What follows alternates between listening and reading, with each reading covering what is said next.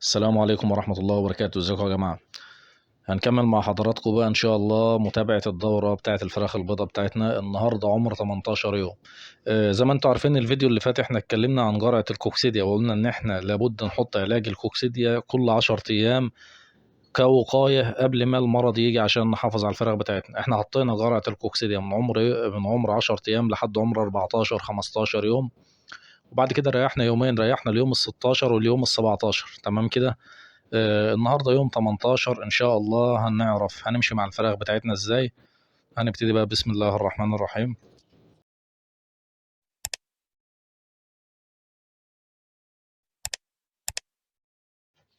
زي ما قلنا يا جماعه النهارده 18 يوم في عمر الفراخ، بسم الله ما شاء الله. زي ما انتم شايفين الفراخ قدامكم اهي، وزنها كويسه جدا، شكل الفرخ حلو وحجمه حلو، حركه الفرخ وحيويه الفرخ كويسه جدا. يعني لو احنا حاولنا ان احنا نحرك الفراخ هتلاقي الفراخ بتاعتنا بتتحرك ما شاء الله، ما فيش فيها اي مشكله. تمام.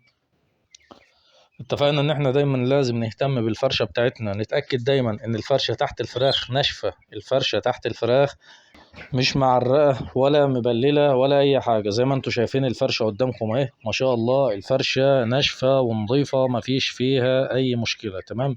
يبقى لازم دايما نهتم بالفرشة بتاعتنا، نقلبها اول باول عشان الدنيا معانا تبقى تمام. نهتم بالدفء بتاعنا، درجة الحرارة بالنهار بتبقى ماسكة 33 34، الجو حر بقاله كام يوم، فاحنا لا بنولع نور ولا بنعمل اي حاجه بالنهار، بنفتح وبنهوي وخلاص على كده.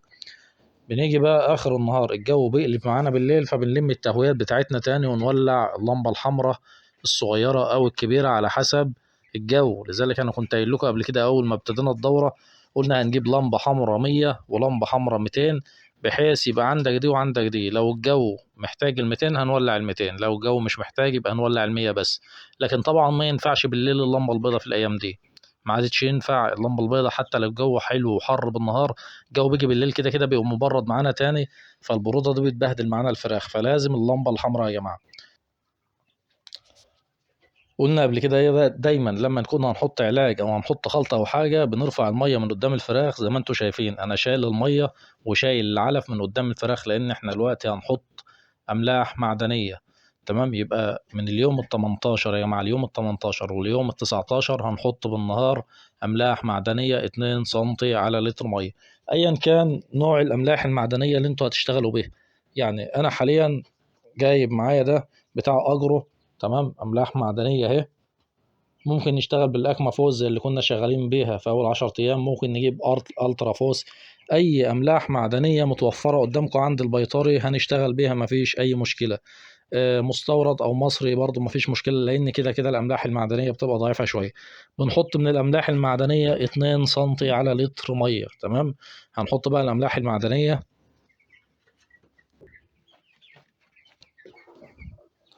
ادي الاملاح المعدنيه يا جماعه. هنحط 2 سنتي على لتر ميه، 2 سنتي على لتر ميه، طبعا بسرنجة او معيار يعني على حسب، يعني لو عندك معيار ماشي، ما فيش يبقى بسرنجة اللي موجود يعني. هنحط 2 سنتي على لتر ميه زي ما قلنا، وبنقلب كويس جدا،